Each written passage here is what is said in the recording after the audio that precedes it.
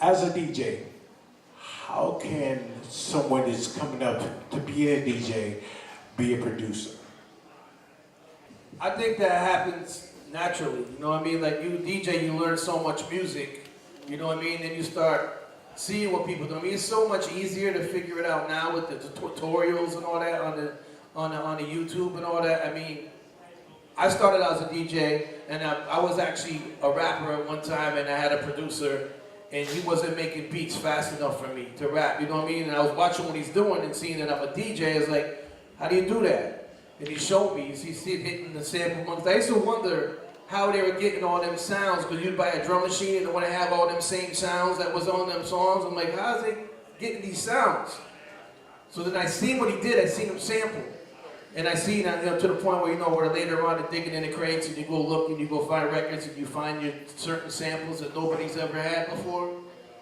I mean, that's how it starts, you know what I mean? The DJ is gonna automatically, because they don't know music, you know what I mean? Well, let me ask you, let me just bring it back a little bit further. As a DJ, and again, I do appreciate that right there, but like you just got been saying, I've been playing since 78, 79, but how did you get into the fact to be that that promoter?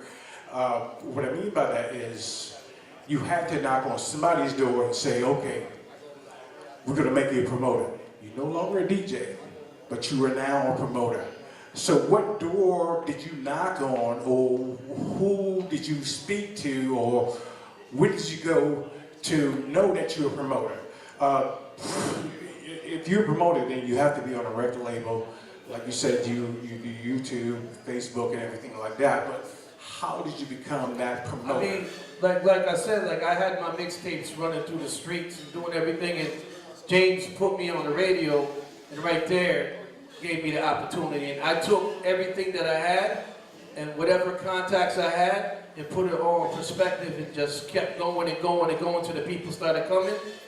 And it just kept going and going and going. I still do it. Like to this day, I still search for producers. I'll be on a Facebook and I'll see an MPC drum machine and I'll add that person as a friend. And I don't even know who they are. And I'll just keep adding all them people. And just to the point where I found everybody who I found. Now I have like, I could say at least 500 producers friends in the last year just from this. They're all like my friends. Like we all talk and then say, if you want to get production, come in, we'll show you. We all show each other everything to help each other, you know what I mean? Everybody's family's got to eat, you know, so we're here to help each other. You get your own little drum machine, you have problems, somebody who has that same drum machine will do the chat live with you and show you how to use it. It's not Mr. McGriff, I also want to ask you about Conscious Conversations. You said there's on YouTube, Facebook. How do we get to you in all of your conscious conversations? Do we do YouTube and Facebook? I'm missing you on Access Channel. Well, the reason why I left public access is because the public access channel I was on was only in Hartford and only for people who have cable in Hartford. And like, it's a no-brainer to transition to YouTube and Facebook because you have a worldwide audience.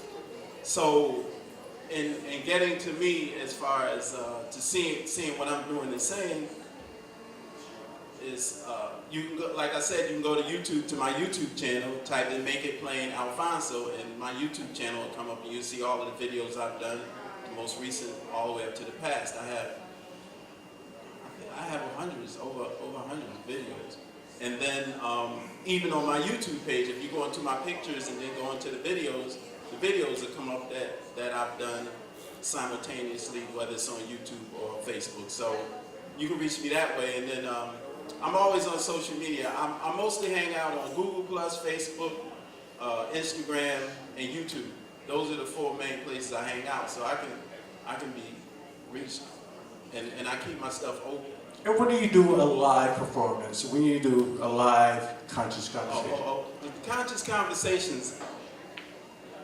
Okay, Conscious Conversations is the name associated with the kind of discussion that I believe we should be having.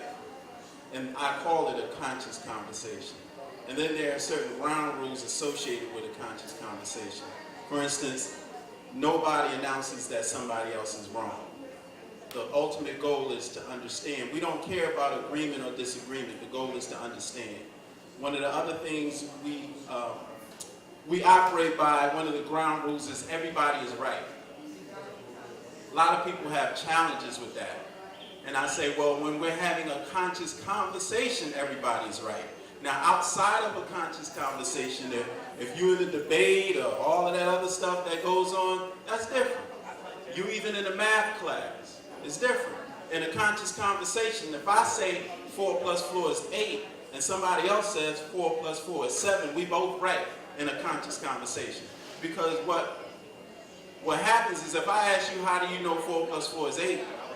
The very best you can give me is that's how I was taught. So if somebody says 4 plus 4 is 7, in a conscious conversation, what we do is say, well, can you explain to us how you got 7? We don't announce somebody's wrong. Because everybody that comes to the conversation is bringing everything that they've learned in their entire life to the table. And you can't tell, in a conscious conversation, you can't tell somebody their whole life and what they think they understand and just tell them they're wrong, because it's different from what you believe. So we distinguish a conscious conversation from regular discussions and debates and all of that kind of stuff, because the conscious conversation is the type of talk that we like to have. It doesn't matter what the conversation is about.